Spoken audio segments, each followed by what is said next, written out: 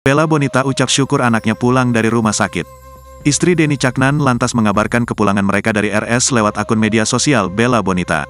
Akan tetapi postingan foto Bella Bonita saat bersama pose bersama anak Denny Caknan malah tuai komentar negatif.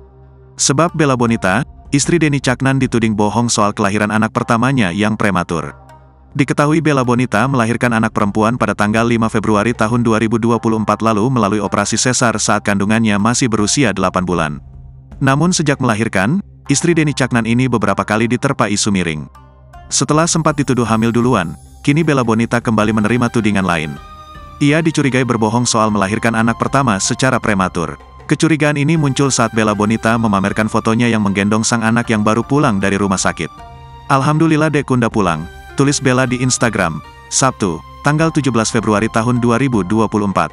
Pada foto tersebut, Bella mencium putrinya yang wajahnya masih disensor. Namun warganet justru menyoroti tubuh anak Denny Caknan yang gemuk. Menurut mereka, bayi prematur biasanya memiliki tubuh kecil. Hal ini pula yang kemudian membuat istri Denny Caknan dicurigai berbohong.